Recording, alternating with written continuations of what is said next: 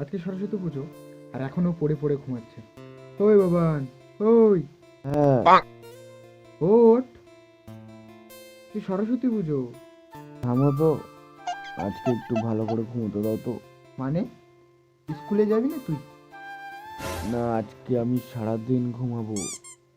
আমাদের সময় আমরা সরস্বতী পুজোর দিন 5:30টার দিকে উঠে ভোরে ঠান্ডার মধ্যে স্নান করে টিউশনে অঞ্জলি দিয়ে স্কুলে অঞ্জলি দিয়ে বাদ দাও ওইসব।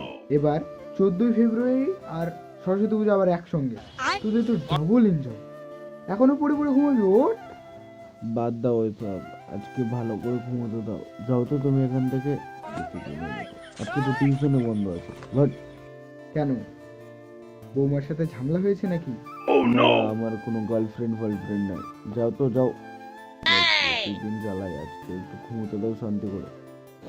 কি 2024-এ এসছে, তোর এখনো গার্লফ্রেন্ড হয়নি?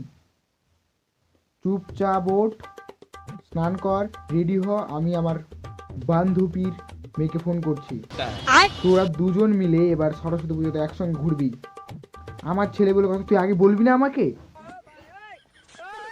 চুপচাপ তাড়াতাড়ি ওঠ। আমি নীল শাড়ি পরে আসতে বলেছি, তোর নীল শাড়ি পাঞ্জাবি পরে যাবি, একসঙ্গে ঘুরবি। টাকা লাগবে, আমার এটিএমটা নিয়ে যা, বাবার এটিএমটা নিয়ে যা, ফোনটা নিয়ে যা। টাকা লাগবে আমাকে ফোন করবি, আমি তোকে টাকা দিয়ে আসবো।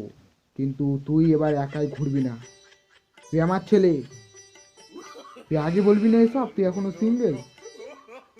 মান সম্মান সব শেষ করে দিবি। আমার বন্ধুদের কীভাবে মুখ দেখাবো আমি?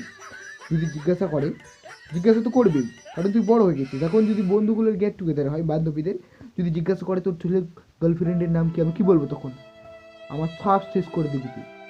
চুপচাপ রেডি হ, ওঠ। আমি ফোন করছি, মেয়েটার নাম হচ্ছে স্নেহা, ডাক নাম রূপ। বুঝতে পারছিস? দেখতেও ভালো, শুনতেও ভালো।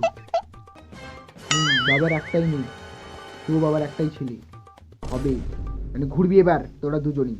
আমি কোনো কথা শুনতে যাই না, এক্ষুনি ফোন করছি। ওঠ ওঠ ওঠ। আমি রান্নাঘর থেকে এসে যদি দেখি তুই এখনো উঠিস নি, তাহলে তোর খবর আছে। ওঠো।